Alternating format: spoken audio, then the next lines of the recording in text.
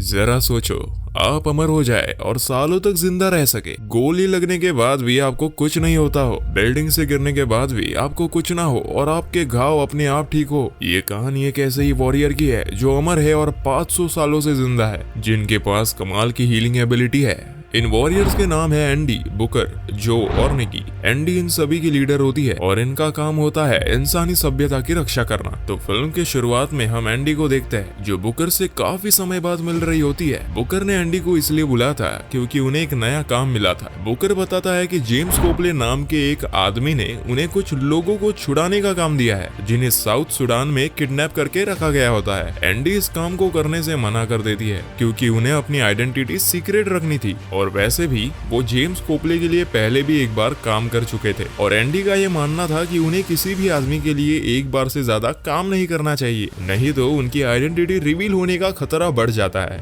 Andy जो और निकी से भी मिलती है और डिस्कशन के बाद वो डिसाइड करते हैं कि कोपले से एक बार बात जरूर करेंगे।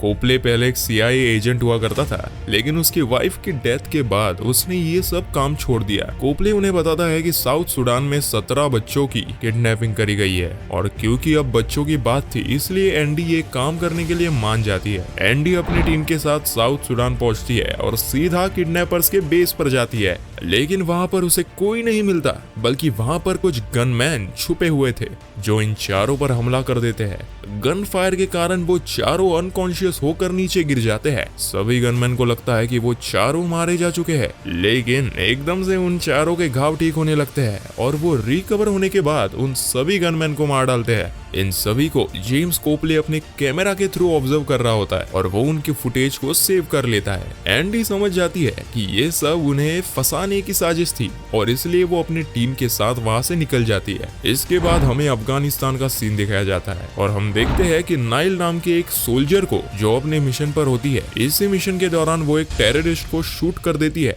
शूट करने के बाद वो उसे बचाने की भी कोशिश करती है, लेकिन तभी वो टेररिस्ट एक चाकू की मदद से उसका गला काट देता है। नाइल के साथी उसे तुरंत कैंप ले जाते हैं और सबको लगता है कि अब वो नहीं बचेगी। दूसरी तरफ हम एंडी और उसके साथी को देखते हैं जो ट्रेन में छुपकर कहीं जा रहे होते हैं। ट्रेन में सोते वक्त उन्हें नाइल के साथ हुए हादसे का सपना आता है। वो चारों समझ जाते हैं कि उनकी टीम में एक नई मेंबर आने वाली है। असल में जब भी किसी इंसान को ये सुपर एबिलिटी मिलती है तो इन सभी वॉरियर्स को सपने के थ्रू उसके बारे में पता चल जाता है। एंडी डिसाइड करती है कि अफगानिस्तान जाकर नाइल को ले आएगी और तब तक बुकर, जो और निकी फ्रांस जाकर कोपले को कांटेक्ट करने की कोशिश करेंगे। इसी बीच नाइल को भी उन चारों के सपने आ रहे होते हैं और उसके गले पर लगी चोट पूरी तरह ठीक हो चुकी होती है। नाइल के साथी इस बात से काफी ज्यादा हैरान होते हैं कि इतनी गहरी चोट कैसे सिर्फ कुछ ही घंटे में ठीक हो सकती है। वहीं दूसरी तरफ हमें लंदन का सीन दिखाया जाता है, जहां हम स्टीवन मैरिक नाम के एक साइको साइंटिस्ट को देखते हैं, जो मैरिक फार्मेसी का CEO होता है। मैरिक इंसानों की उम्र बढ़ाने से रिलेटेड लेक्चर दे रहा होता है और वहां पर हम कोपले को भी देखते हैं। लेक्चर के बाद कोपले उन्हें उन 4 वॉरियर्स की फुटेज दिखाता है। मैरिक उसे उन सभी को पकड़ कर लाने के लिए कहता है ताकि वो लैब में उन पर रिसर्च कर सके। कोपले उसे बताता है कि वो काफी एक्स्ट्राऑर्डिनरी लोग हैं और उन्हें पकड़ना बेहद ही मुश्किल है। इस बात पर मैरिक उसे अपने टीम की मदद लेने के लिए कहता है। दूसरी तरफ नाइल के साथ ही उसके साथ काफी अजीब तरह से बर्ताव कर रहे होते हैं और उसका सार्जेंट उसे आगे की टेस्टिंग के लिए जर्मनी जाने का ऑर्डर देता है। नाइल जब जर्मनी जाने के लिए तैयार होती है तभी एंडी वहां पर आ जाती है और वो नाइल को बेहोश करके अपने साथ एक आर्मी ट्रक में ले जाती है।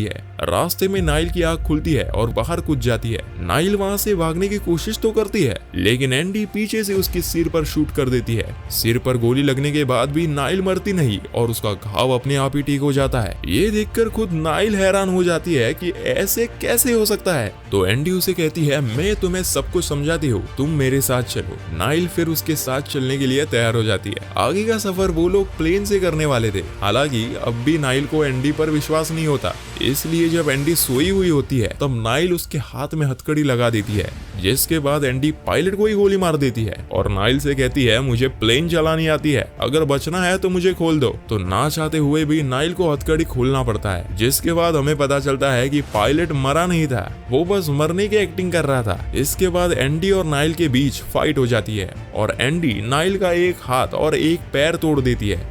लेकिन हम देखते हैं कि उसकी टूटी हुई हड्डी जुड़ जाती है और जितने भी चोट उसे लगी वो सब ठीक हो जाते हैं। नाइल ये सब देखकर काफी हैरान हो जाती है, तो एंडी उसे कहती है हम अमर है और तुम भी हम में से एक हो। अब नाइल को एंडी पर भरोसा होता है और दोनों अब दोस्त बन जाते हैं। इसके बाद एंडी उसे फ्रांस के सीक्रेट बेस पर ले जाती है, यहाँ पर वो टीम के बाकी मेंबर से भी मिलती है। यहाँ पर हमें ये पता चलता है कि एंडी इन सब में सबसे बड़ी है और नाइल से पहले इनकी टीम में जो साथी आया था वो बुकर था। वो भी 1812 में, यानी कि लगभग 200 साल पहले आया था और अभी लगभग 200 साल बाद इन्हें कोई नया साथी मिला है। हमें ये भी पता चलता है कि ये सब लोग अमर तो है, लेकिन सिर्फ टेम्पररी टाइम के लिए। एक टाइम आएगा जब इन सब के घाव भरने बंद हो जाएंगे।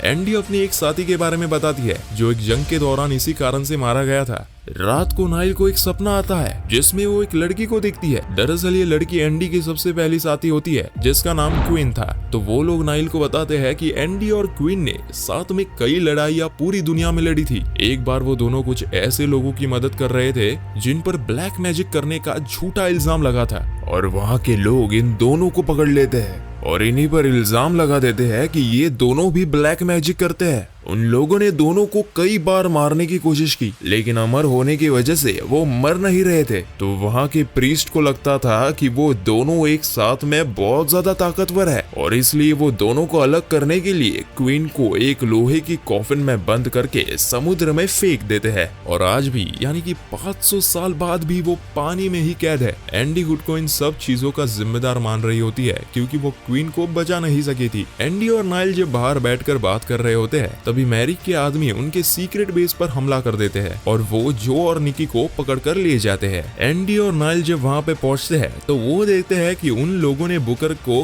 काफी घायल करके वहीं पर छोड़ दिया था। एंडी बुकर से पूछती है कितने लोग थे और वो कहाँ गए। बुकर को काफी टाइम लग रहा होता है रिकवर होने में, इसलिए एंडी अकेले ही जाती है और मैरिक के सारे आदमियों को मार डालती है। लेकिन इसी बीच उसके कंधे पर चाकू से घाव लग जाता है। आगे जाकर हमें पता चलता है कि एंडी का ये घाव ठीक नहीं हो रहा है और अब बस वो एक आम इंसान है, लेकिन एंडी ये बात किसी को नहीं बताती है। दूसरी तरफ मैरिक जो और निकी पर काफी खतरनाक एक्सपेरिमेंट करवा रहा होता है ताकि उसे उनके जेनेटिक कोड के बारे में पता चल सके। कोपले को यह सब बिल्कुल अच्छा नहीं लग रहा होता है क्योंकि वो कभी नहीं चाहता था कि इन सभी वॉरियर्स को टॉर्चर किया जाए। इसके बाद बुकर कोपले की करंट लोकेशन का पता लगाता है। ये तीनों उस लोकेशन पे पहुंचते हैं, लेकिन वहाँ पर नाइल उनके साथ जाने से इनकार कर देती है और बोलती है मुझे अपने परिवार के पास वापस जाना है। जिसके बाद एंडी नाइल को एक गन देके आजाद कर देती है। नाइल वहाँ से चली जाती है और एंडी और बुकर अकेले ही कोपले के बेस पर जाते हैं। नाइल जब आधे रास्ते पर पहुंचती होती है तभी उसे पता चलता है कि एंडी ने जो गन उसे दी थी वो खाली थी और उसे याद आता है कि एंडी को ये गन बुकर ने दी थी, जिसका मतलब ये था कि बुकर शुरू से ही एंडी और उसकी टीम को धोखा दे रहा है। ये बात पता चलते ही नाइल एंडी की मदद करने के लिए वापस आने का फैसला करती है। दूसरी तरफ एंडी और बुकर कोपले के बेस पर एंटर कर जाते हैं और एंडी कोपले पर गन तान देती है। तभी बुकर उसे पीछे से उसकी कमर को शूट कर देता है क्योंकि उसे लग रहा होता है कि एंडी अभी भी इमॉर्टल है। बुकर ने एंडी और उसकी टीम को इसलिए धोखा दिया क्योंकि वो हमेशा अमर रह के थक चुका था। वो इस कंपनी के जरिए इस दर्दनाक लाइफ को खत्म करना चाहता था और सुकून की मौत मरना चाहता था। इनफैक्ट एंडी भी यही चाहती थी कि उनकी इमॉर्टेलिटी खत्म हो जाए। लेकिन जब बुकर को पता चलता है कि एंडी के घाव भरना बंद हो गए हैं तब उसे अपनी गलती का एहसास होता है। हालांकि कमर में गोली लगने की वजह से एंडी मरती नहीं है और बच जाती है।